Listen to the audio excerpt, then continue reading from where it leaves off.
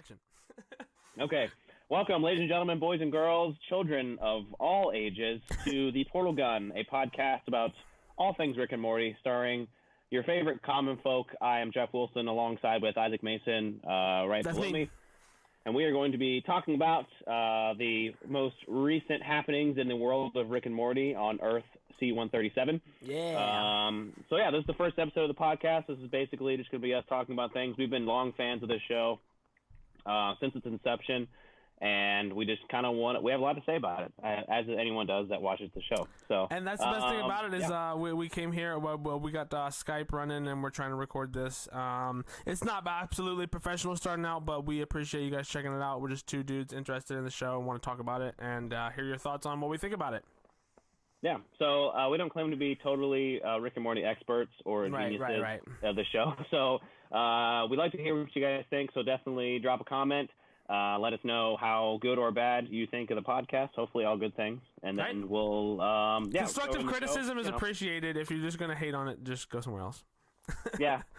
We're all about positivity here. So right. So that's cool. But so I guess we can just dive right in. Episode 1. So we are 4 episodes into the season 4. Season 4!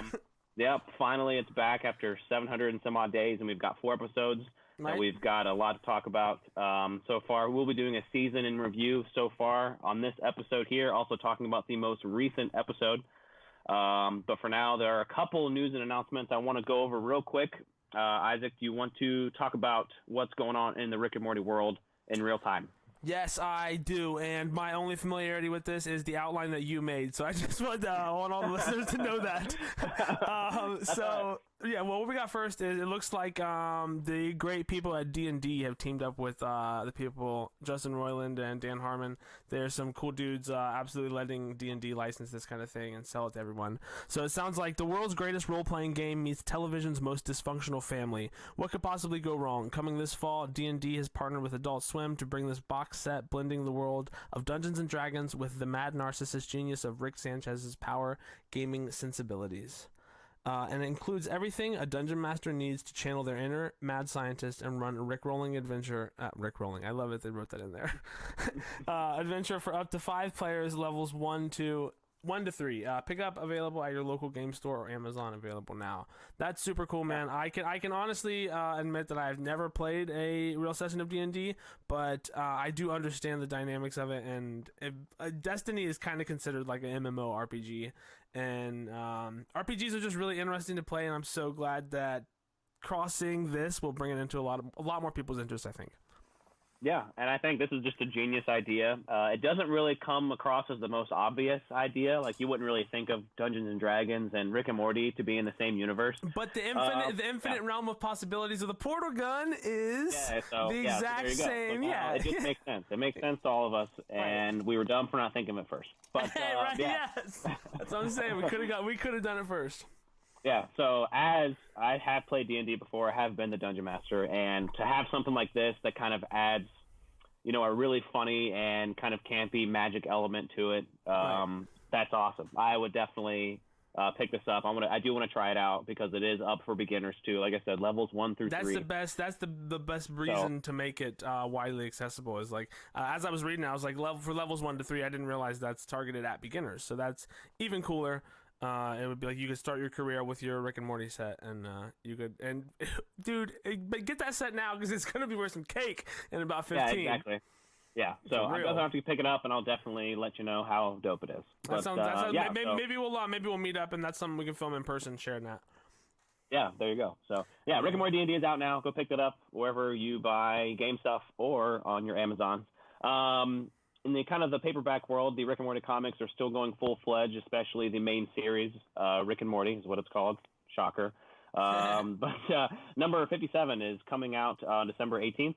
Morty's been kidnapped, and Rick is on a rescue mission with Jerry in tow. I feel like we've seen this episode before.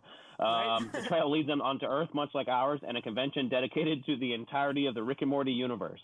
So part 2 of the 5-part story, The Rickening, is going to come out, number 57, issue 57, December 18th. Once again, comics, they are still cool. They are still dope, digitally or physically. We were just talking about that before we started recording.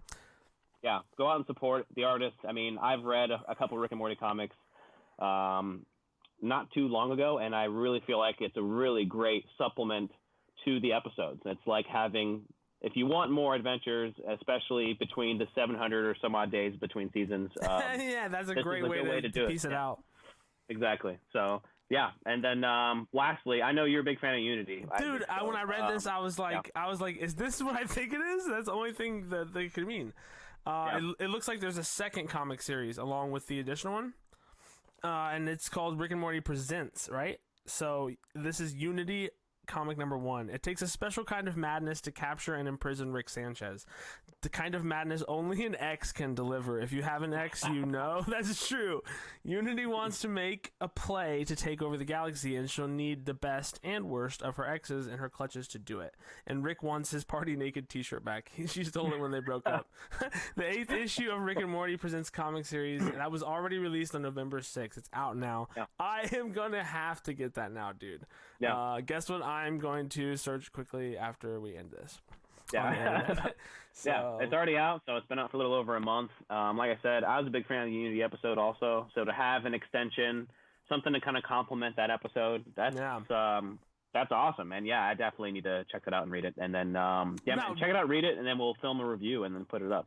Yeah, right. Now, do you know if that is, now that Rick and Morty Presents, is that going to be a whole, like, mini, like, each issue released will be Unity number 2, Unity number 3, do you think? Or will that be Presents? Yeah, so... Gazorpazorp number is number 2. Yeah, so this is the 8th issue of the Rick and Morty Presents series. Okay. But I'm assuming Unity number 1 means there will be a number 2. Allude to, Unity number 2. So, yeah, I can't see why not. That would make sense to me. So, that's awesome. You also just said the word elude. It makes me realize that a eulogy, like those are the same kind of prefixes, but I guess they're not related. But they come before. Because you give a eulogy after someone dies. Yes. Okay, okay, yeah. I don't know, man. English is weird. English is weird. All right, so on to the meat and potatoes of what we're about, bro. The current episode review, which just aired on December 8th. Last night. It was cool. You said you caught it later on. I watched it before we filmed this. You want to take over the details of the episode real quick? Yeah. So episode 4, which aired December 8th, Sunday, on Adult Swim. It's titled Claw and Hoarder Special Ricktim's Morty. I love the puns they're going with this time. Which is obviously a play on Law and Order. Special Victims Unit, yeah. Which also nonchalantly featured Ice-T, who was already played as Water Tea. Yeah. So good. Alpha Betrium, and so all that stuff already happened. But already off to a good start with the title. I really liked it a lot. It doesn't really, I don't think it holds a lot of water in terms of what the episode was about. No, they don't. That's kind of what I like too. Nonetheless, written by Jeff Loveness, who's also been a producer on the show for a couple episodes, and directed by Anthony Chun, who also directed Pickle Rick, Rest and Ricklaxation, and then the Rickchurian Mortydate episodes that were aired. Real quick, obviously everyone knows Pickle Rick. Rest and Relaxation was the one where they had the toxic version of them in themselves. Yeah. Okay, and then the Rickchurian Mortydate, which one was that? Because this ties to what you said about the title having nothing to do with the episode. It's hard to remember which ones were which ones. Yeah. The Rickchurian Mortydate was one of the last episodes of season 3 where Morty it's the one where they brought I think it might have been the last episode of season 3 where Morty brought he was fighting with the president. Okay, yeah. Now they were out of the reach of the punishment of the government. Fisherman Rick was the Rick of that universe now. Yeah. Okay, yeah. I just wanted to realize that. But I love that you put those in the notes because I like paying attention to those things, just like movies. It's like if the realm that even animated shows are getting into are that they are followed and taken as seriously as movies. And just like artists and producers in music, it's important if you really are interested in it. You know, I love Rick and Morty in part because of the writing, the clever writing. And that's why I also like different kinds of sitcoms. It doesn't matter what network they're on. If the writing in a show is good, if that means one thing, but if the direction of that writing is presented well, then that is owed to the proper person as due in part, and that's why credits are, I think, so important. So yeah, for sure. And like we talked about in our test episode, there's so many guest stars in this episode, or not in this episode, in this series of Rick and Morty. And who was it this episode? So Matthew Broderick played the cat. Matthew Broderick, who was Ferris Bueller, who's Inspector Gadget. He's done a ton of other great stuff. He's a great actor. So like having him play a cat is just funny. And then also Liam Cunningham, who was on Game of Thrones, played the dragon. I love the name Balthromaw, the dragon. Balthromaw, yeah. I want to call him Balthromaw, but that's not his name. Yeah, it looks like it when you read it first. Yes, the dragon, yeah.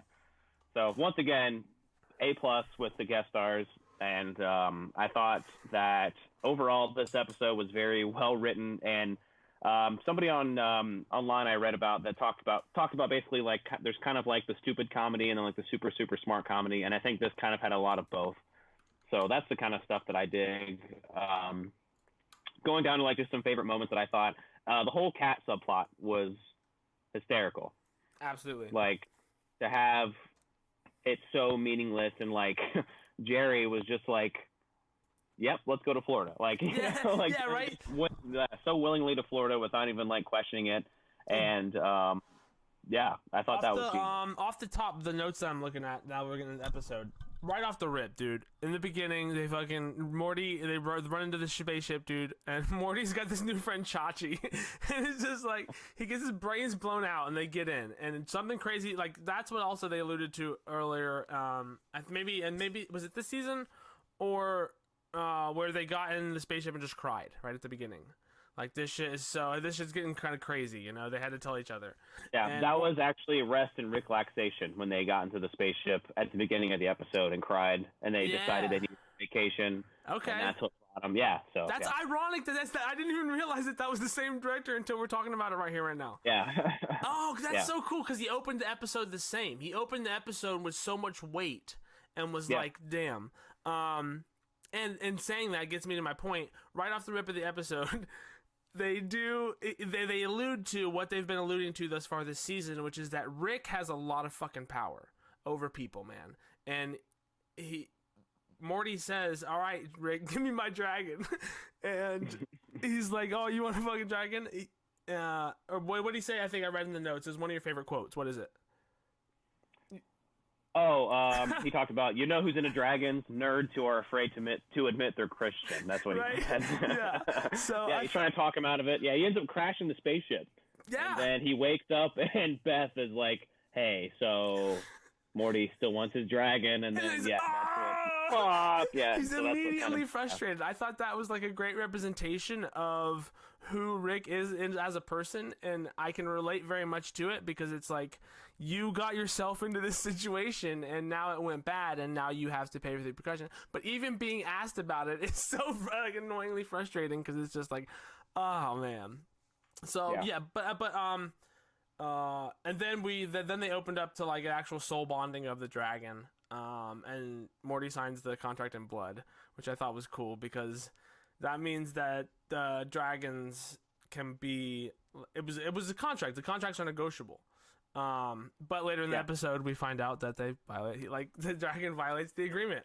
Yeah. And in the meantime, he comes in from that soul signing, the contract signing, and that's when Jerry confronts Rick, and is like. Mm-hmm. "Hey, there's a cat upstairs. What's going on?" and he's like, "I promise you." What did he say? I wrote it down. Shit. Well, he comes in and he's like, he calls him a dip knob. Yeah, he's like, "That's a dragon, dip knob." Yeah, exactly. Yeah. He's like, I promise you, it's totally abnormal and unrelated event to me, just like you banging my daughter. And he's like, "No need to get savage." Yeah. So great. Once again, already off to a great start with having Jerry being Jerry and Rick being Rick to Jerry. Like them being themselves to each other is already off. Like that's already a recipe for a great episode in my book. So I thought that was great. And like you said, he goes upstairs and then the cat says, "Let's buy a ticket to Florida." And he's like, "Hey, yeah." And he's like, "Yeah, I can." Yeah, they just go they're on a plane to Florida. So like, Yeah, so I thought that was great. Like the whole cat subplot is something definitely left a lot to be explored. And I thought it was cool because they later. already did the dog. The dog, when he made the dog smart, that was one of the very earliest episodes in season 1. Yep. Yeah. So I thought it was really cool for them to write in some sentience for a cat, because people who are cat people or dog people, in my opinion, if you say that you are one or the other, that means you've never owned the other.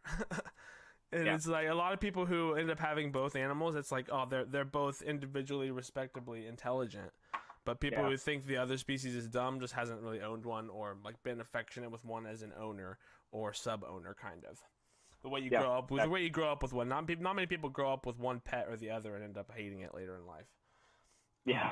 But I digress. So after that, what ends up going on? So something else I really liked was once first of all, the ass show that Summer was watching, where it was just the show Bones, but with ass. It was crimes to deal with ass.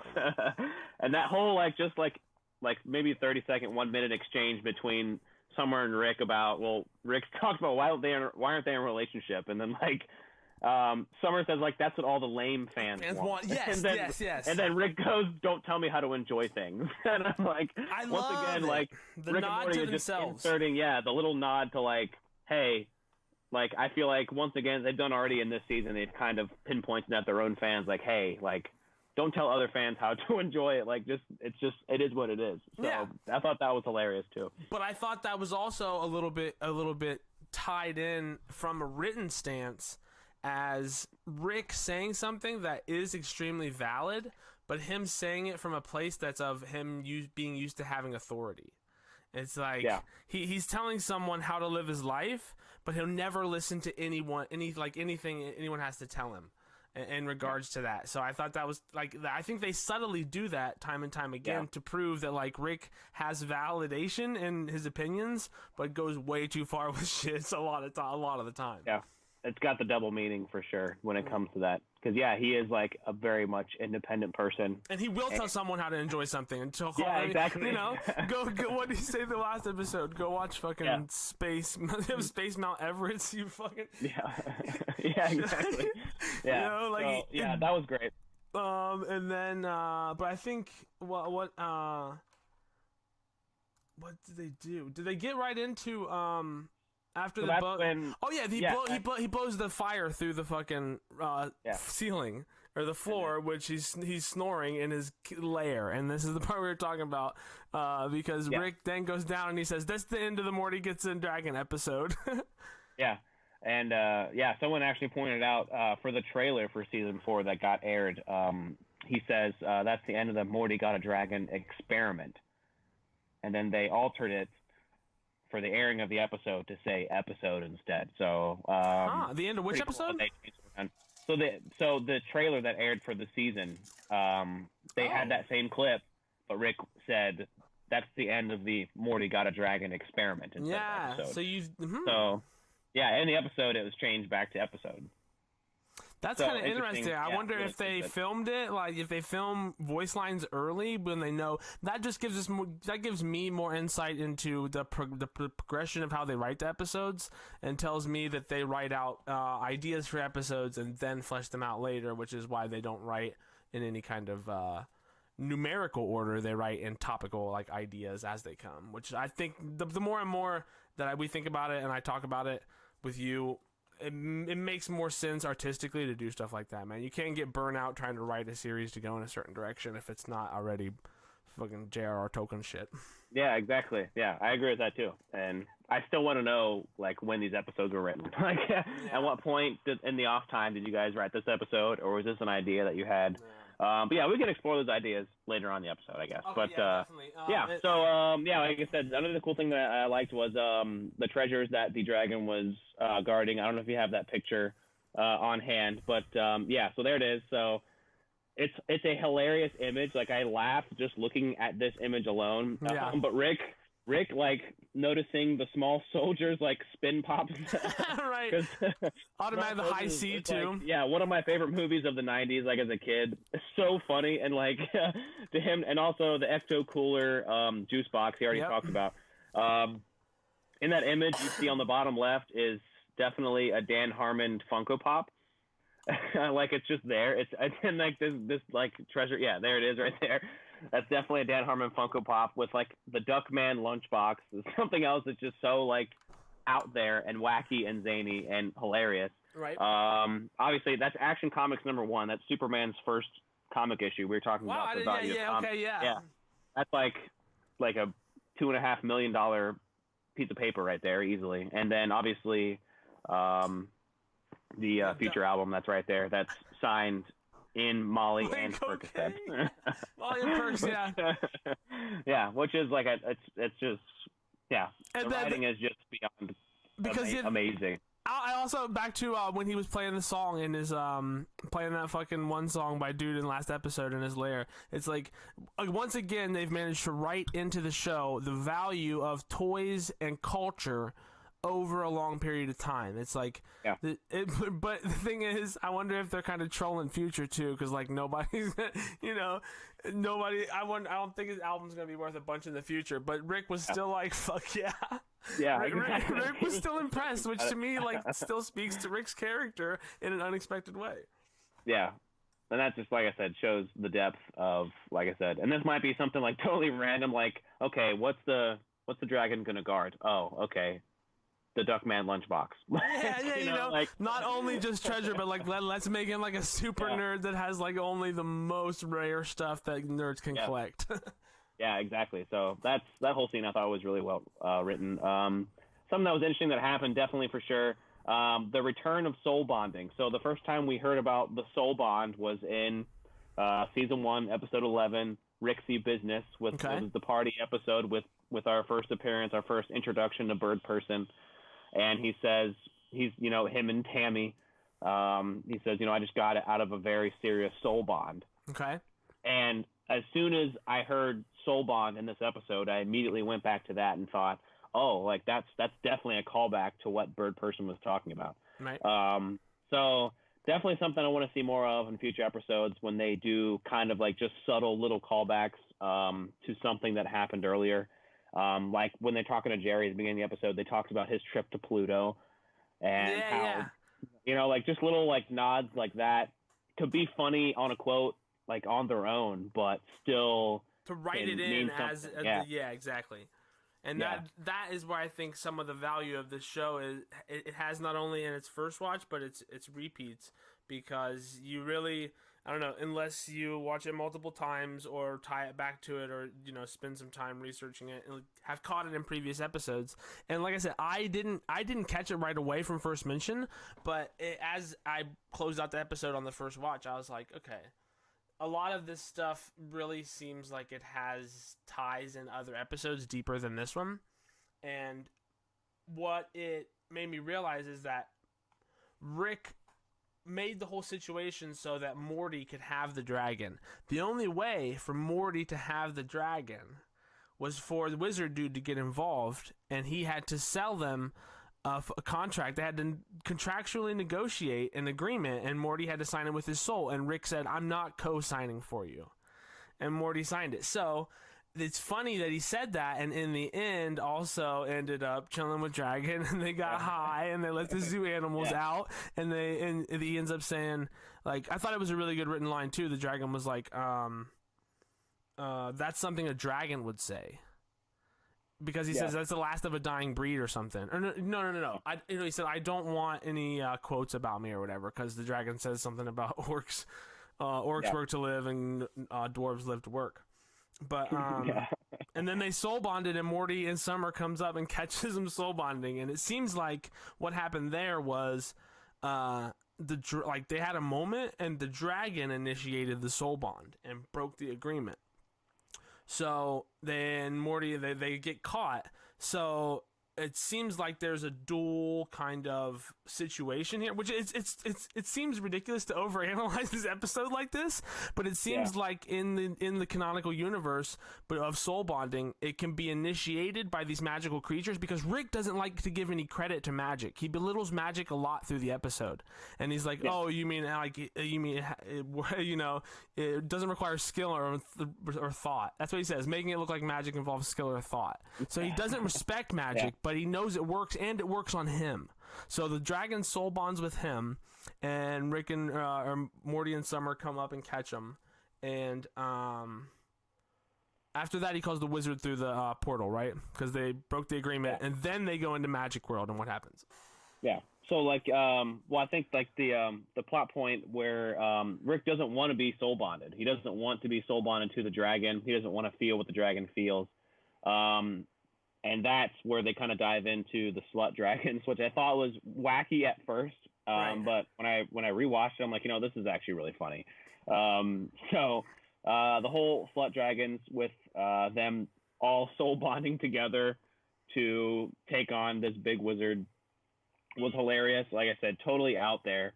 But it just, I mean, what else would you expect? So I thought, yeah. They do beat all the dragons and the wizard freezes himself, and he's like, "No, I'm just making it last longer. I'm just dying slower. Gonna burn fast." Yeah. Exactly. So, yeah. So I liked it. Like I said. Oh my God! Don't forget the old dragon with the dildo staff. Yeah, he's at the masturbatory chamber. Yeah. I just came out of my cum cocoon.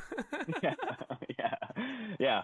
So yeah, I thought it was awesome, and I really enjoyed it this episode for sure. Like I said, we've already talked about some of the favorite quotes, but like when Rick is, it looks like he's made a device to kind of take away the magic from that one creature. Oh yeah, the golem, like that's another thing I was thinking about, dude.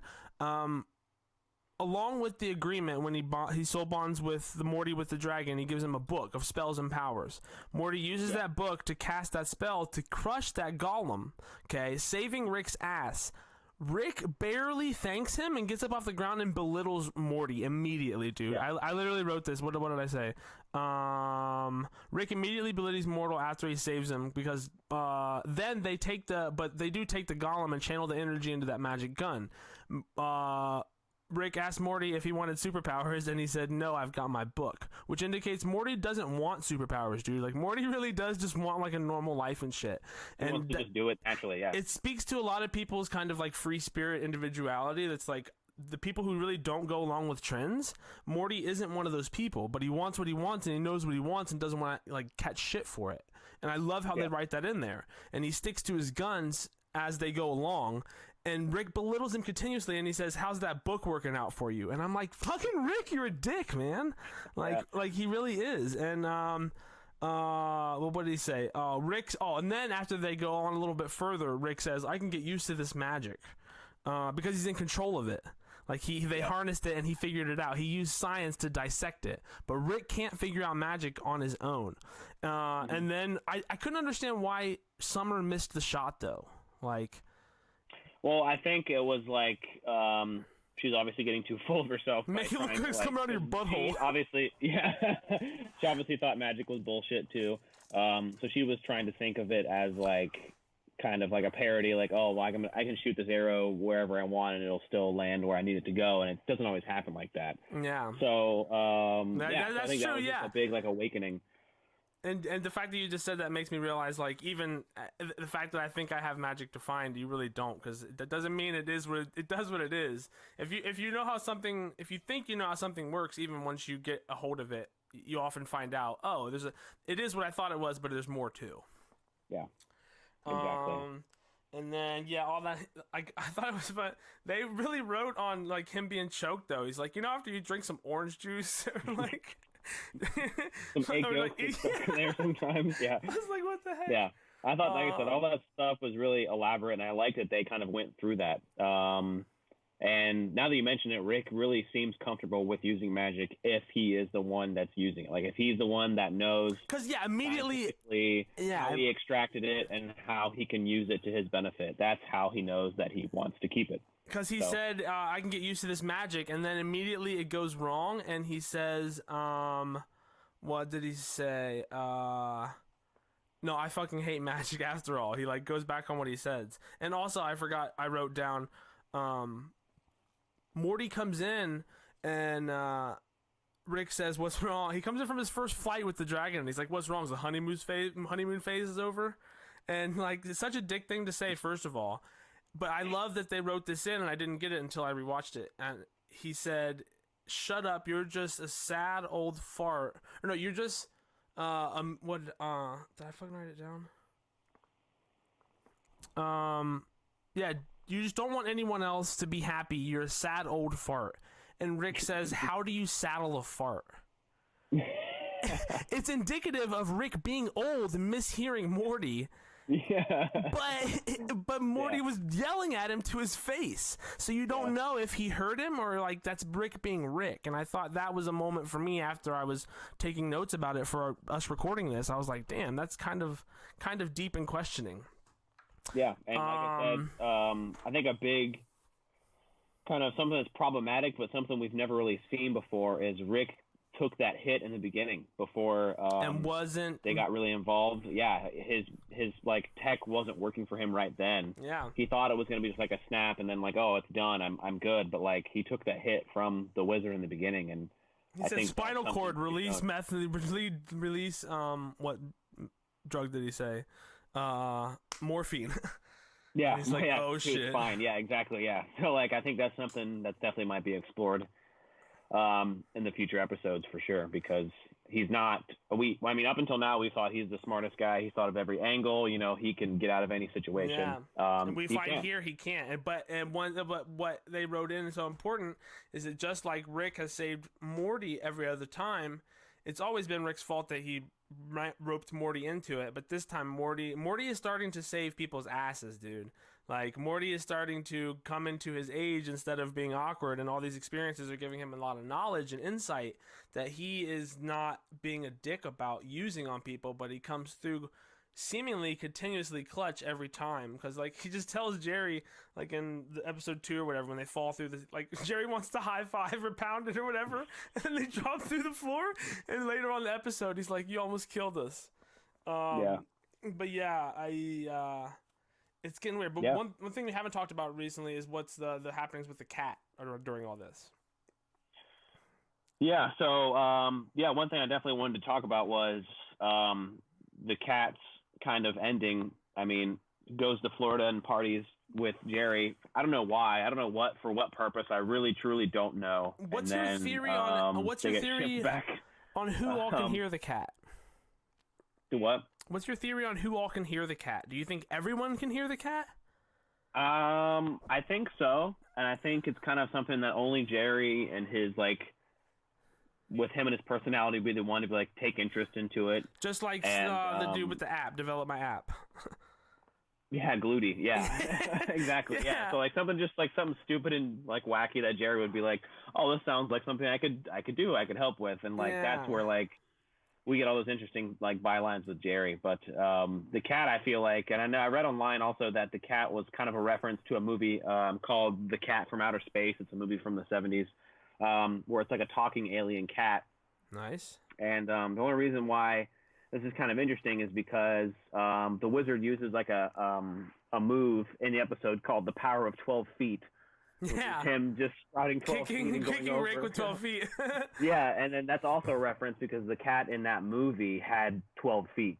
So like, I'm not sure if there's a cool cross-written reference. Yeah, there's something tying there. But with the cat though, I mean, obviously at the end when that's also been like something that's developed into a new meme format is like it's got a picture of like Jerry looking into the binoculars like, well, what's wrong? What did this cat even do? And then someone puts up like a really disgusting picture, then it shows a picture of Jerry vomiting. So it's like it's a new meme that's already okay. Already hit the internet. So like, what did the cat do? And I really don't know. Speculation that's been kind of floating around is that when Jerry talks about his parents, how the cat was in his house with photos of his parents, right? And the cat wanting to go to Florida, which obviously is a home for a lot of old people. Yeah. So like, I don't know if there's some tie-in there.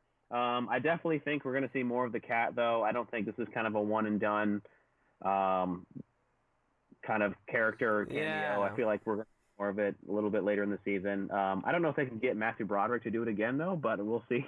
Right? Yeah. They I don't know if he's on board once, unless they mess it up. They keep the agreement. Yeah, and it's not like the show's not popular, so yeah. Why, you know what I mean? So he didn't say anything like too bad or egregious either way, but.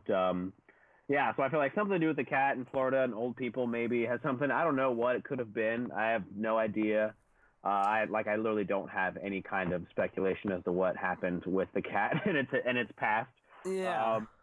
But like Rick almost shot himself in the mouth, you know. So like I just wonder. Dude, if that was that's, another like, moment. Yeah. yeah. So here's the fact. Like you just said something too that made me think of what I hadn't before.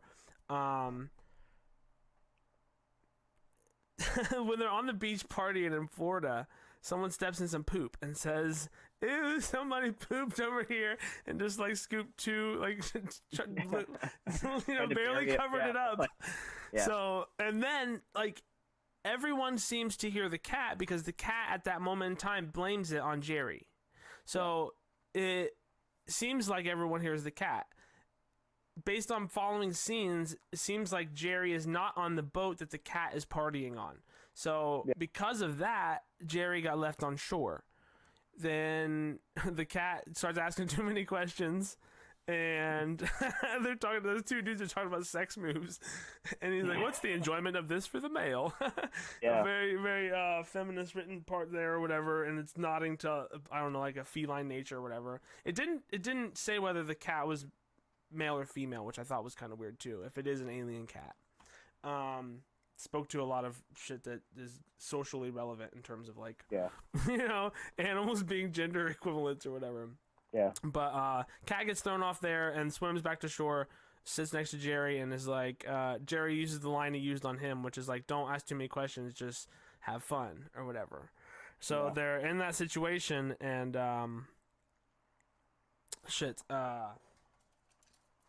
you were talking about at the end when they go, they seem to get in the spaceship and go somewhere, right? Yeah. So they went. Do you know where they went? Because to me, if they had to get in the spaceship, it indicates that they went somewhere other than Earth. But maybe that's not true. That they went there and they took him out, and he asked the question. He gets a mind scan, does that whole thing, looks in it. Then tells Jerry he doesn't want to see what's in it, and Jerry is way more scared. Like Rick vomits, but Jerry is utterly terrified and like squabbles away on the ground. And I re-listened to it a time or two, and it sounds like you can hear explosions and screams and a baby crying. And I don't know why those things are significant. If that doesn't help you assess what it could be at all. But Rick doesn't kill the cat. He tells it to get out of here. So that's super weird to me because obviously he can kill it. Rick literally can kill anything or do whatever he wants within his power, but he chooses not to.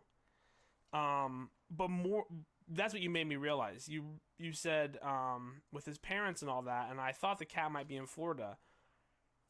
Jerry says he was in his home where he hangs pictures of his parents. I don't think there are any pictures of Jerry's parents in the current house that they live in as a family. I think maybe the memory or what they saw was at his original house as a child, but that's not where they're at in Florida, though, is it? They retired in Florida, or would that be what Jerry's child house had? Well, I just think just the correlation between Florida having old people and Jerry mentioning his parents might be something. It also could totally mean nothing. In the past, I mean, like I thought Jerry they mentioned that though when they were in cat home being in my house. Yeah, I think could have just been saying Jerry, this cat was in my house. So I don't know. I think historically speaking, that could also be like an empty reference with nothing to it either. But that's just like trying to tie in what we know about it so far. Right. For some reason, I thought, because remember that his parents had the third party person, like the dude that came with them for Christmas. Yeah. I don't know why I thought it was like stated that they were in Florida for some reason. But I think now that the fact that the cat has sentience, and the fact that Rick didn't kill the cat, let it go. I thought they were on another planet, but they seem to still be on Earth because the cat meets the dragon post credits, and they say, "Do you want to bond and eat or whatever?" Yeah, and they do. So if they are on Earth, that means that it seems like whatever the cat was going to do is still probably going to do it, right? If he's still on Earth, then he can kill it. Yeah, and I guess that's, like I said, something that might be explored in the later episodes, but I don't feel like this is just a one and done type thing with that. So it's it's so speculative though. Goddamn. Yeah, and I like how it's open ended. You know, it's not totally defined for what you want it to be. It is what it is, and you have to spend months, maybe years, guessing about it now. So that's what we're doing. Right. Rick also says, "Have fun with empowerment. It seems to make everyone who gets it happy." I thought that was a real jab at a lot of shit, man. That's like that could make a lot of people mad if the wrong people like wanted to make a big deal of it. It's such a subtle way to say like so many people bitch about so many things. Yeah, I agree, and I think like something that's been kind of apparent this season, especially in terms of the writing style, I kind of noted it here, was there was that South Park episode where they were making fun of Family Guy and how Family Guy writes bits.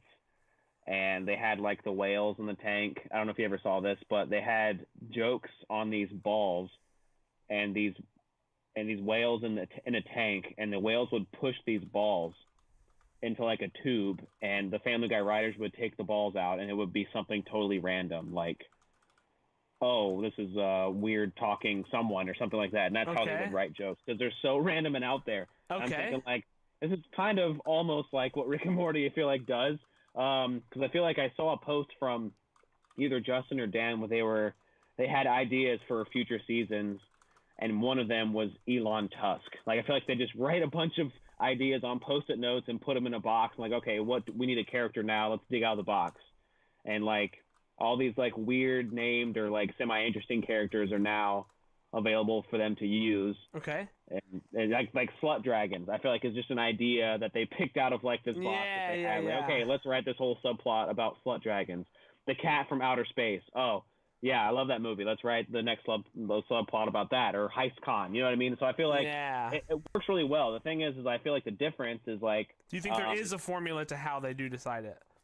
There is, and I think like it is as random as it appears. Like, but it works. I feel like it's something that's still entertaining. Do you think it's as random as it is arbitrary, like meaningless? Like, I think like if or off the cuff, I guess. Yeah. They write it down and that's it. Then they're going to use that if they need to, or it just doesn't get used. So that's what I think happens. I have no idea. It's not like where they try and map out a whole season maybe at a time, but maybe they map out the core plot and then they try to chime in all these interesting characters on the outside. So which works. Like I said, it's still funny and it's still hilarious and I like it still, and it's so out of nowhere. And I think that's the kind of thing that makes the interdimensional cable episodes work really well, is that it's so off the cuff and you're like, what is this?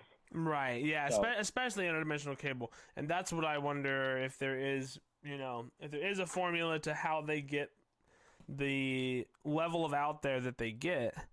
What is it, and to what extent do they decide how much of that to go with? Like, all right, this episode's just gonna be us coming up with the craziest shit they can, but it seems dude, like, I love that we're in season 4 now, because now we literally have an archive to run back on. After season 1, it's always the hardest when you become a big fan of a show and you're watching it as it gets older. That's one of the hardest things to do, because you're like, man, I want to watch more of this, and then as more of it comes out, you're able to watch more of it, especially something like this that's being carefully curated and written for the future now, and trying to tie back into its past. It's just really awesome, man. I agree. Yeah, like I said, it's something that I think they're going to play on a little bit more. But as of right now, I'm on board. So anyway, I really like this episode in review. So I should have put a spoiler tag, I guess, before we started, but I didn't. So spoilers. Yeah, we can put that. We can put that in the content bottom of it or whatever. My AirPods died, so I'm using headphones now. Oh, nice. Okay. Yeah. So that's what we're doing. I do want to go down to, did you see the clip for the next episode? I didn't, unless if it wasn't post-credit. The only thing that's on my Google Play purchase. It was like, there was a post-credit scene with the dragon, then after that, they did like a preview. I guess this would have been on live TV. But the next episode, I think, is already confirmed, called Rattlestar Ricktacula. Nice. Ricklactica. Like Battlestar Galactica. Yeah. Rattlestar Ricklactica. So punny. Say that 5 times fast. So punny. But yeah, so and it was basically the clip that they showed was Rick is out in space with Morty in their ship, and they get a flat tire in space, and then so they're out trying to fix the tire, and Morty gets bit by a space snake. Nice. And that's it. That's literally all the preview is. So interesting to see where that goes.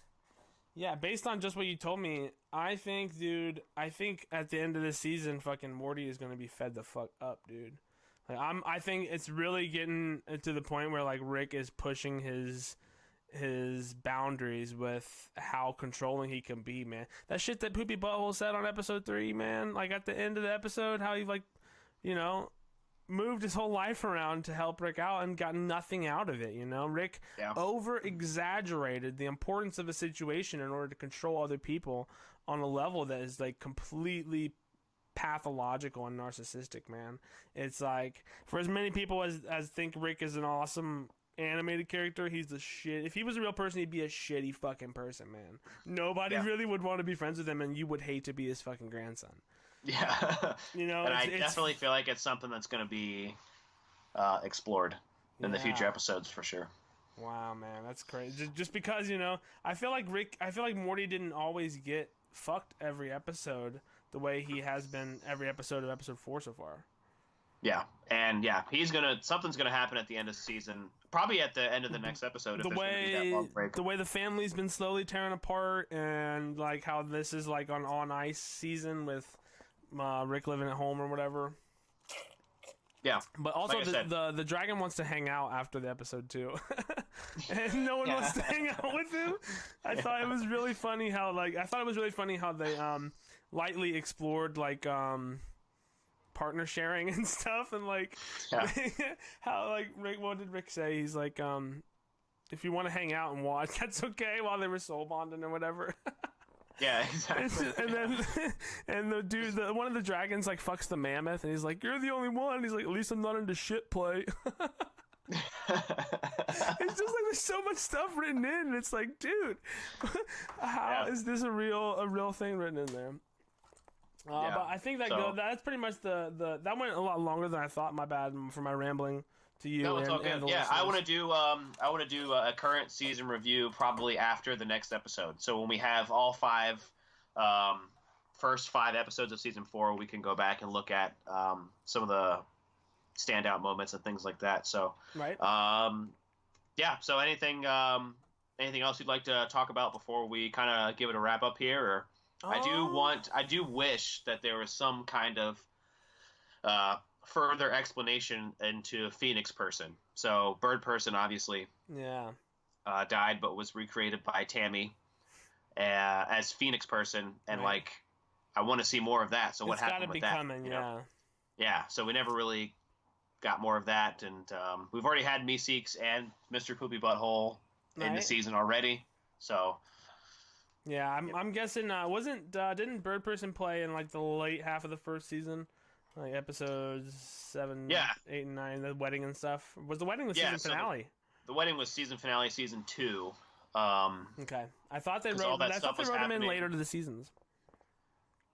Yeah, he was in a little bit of season 2, but that was pretty much it. The wedding, and then that's when Rick got captured, and that was the cliffhanger for season 2. So we haven't really heard much else of him at all. So I'm hoping we get some more Phoenix person. Yeah. But yeah, man. So I want to see Unity again. I bet Unity comes back around too. Yeah, like I said, the comic would be something that they could go off of if they needed some kind of source material, but I don't think they're running out of source material anytime soon. So, I'd definitely like to see Unity come back too, for sure, because I thought that was definitely it was a really like upsetting episode, like actually emotionally, but I feel like it's still something that they could explore further. Right. So I was just looking at the note you made after we wrapped up the episode. Do you want to wrap the episode, or do you want to go into current season highlights? Well, like I said, we can save that for after we have. Okay, for the actual review episode, we'll do Yeah, so we can do an actual season review episode with all that stuff here. Our review of this current episode was very awesome and thorough, and I want to keep that. Right, yeah, it's if you're down. Yeah, we're running on 50 minutes, so that's great. That's if we have an hour long episode for stuff is the right amount of time for people who want to listen to it but don't want a Joe Rogan 3-hour cast. Yeah, exactly. Yeah. Cool, man. Well, yeah, like I said, before we wrap it up here, I do want to give a quick shout out to some of the other Rick and Morty podcasts that you can check out, and some podcasts that kind of influenced us on where we want to go with our direction and things like that. I can read the first half, and then you can take over if you want. Right on. Cool. First and foremost, the actual official Rick and Morty podcast companion is on YouTube, produced by Adult Swim. Features cast and crew that worked on those episodes of season 4. Definitely check it out. A lot of information is given on those episodes. Wisecrack has their own Rick and Morty review show called The Squanch, which is a fantastic name for a show for a Rick and Morty podcast. Obviously, that's on wisecrack.com. They're also on YouTube. They have great videos on YouTube and SoundCloud. Rickle Me This is on Spotify and Apple Podcasts. Rickle Me This is also a fantastic name for a podcast. I do want to explore our other podcast names that we had as options for this podcast. In case we get any listeners that want to vote. Yeah, yeah. In a future episode, we'll talk about those other podcasts that we talked about starting, and yeah, maybe we picked the wrong name, but we'll go. We'll see. I guess. Okay, you could take the last 4 there if you want. You did Rickle Me This was last? Yeah. Okay, right on. I actually am looking at this. I'm gonna bring it on screen so they can see too. So we got Ricksplained. It sounds like that's on Podtail. Our Rick and Morty Minute should be Facebook accessible or rickandmortyminute.libsyn.com. Overlyanimated.com sounds like they have a series also. Are these all podcasts or audio based? Yes. The rest of these are audio based. Yeah. Cool. And then interdimensional RSS, which is great. They actually I almost I don't know. I wonder what the age demographic for this audience is, but RSS feeds are like original podcast days, like back when the iPod was the first iPod where you had an RSS feed. But great with the interdimensional. And then it looks like you've created some handles for us too on those. Yeah, so we definitely have the Twitter is up at. You can follow us at Portal Gun Pod. I'm not sure if we have a SoundCloud or a podcast, anything else yet. So maybe we can figure that out in the future. Yeah. Do you guys think any of those are worth exploring? Let us know if you listen to this. We're gonna try and we might try to post this wherever. I am gonna add some tags to it in the post to YouTube, so it might come up in some people's search results. Other than that, we'll find out who finds us. Yeah, and then obviously YouTube Portal Gun Podcast is going to be what you're going to look for. It's going to be the YouTube handle there. But follow us on Twitter at PortalGunPod. We've followed nobody, and we've been followed by nobody. So yeah, exactly. It was just created a couple days ago, so we're trying to get it off the ground now. This is episode 1. We've already started it, so it's already out there in the internets. Yeah, well, I'm not sure how often we'll release or how long they'll be. Well, it seems like an hour is a good format, and we'll try to review episode by episode if we can, and do some of those seasonal reviews as well. We got everyone knows when it comes to Rick and Morty, there's so much to talk about. Yeah, exactly. So anyway, thanks for watching or listening wherever you guys are out in the radio or internet land. This has been awesome. I can't wait until episode 2. Definitely. This has been the Portal Gun. I am Jeff Wilson, as always, with Isaac Mason, and we will catch you next time. Later. Show me what you got.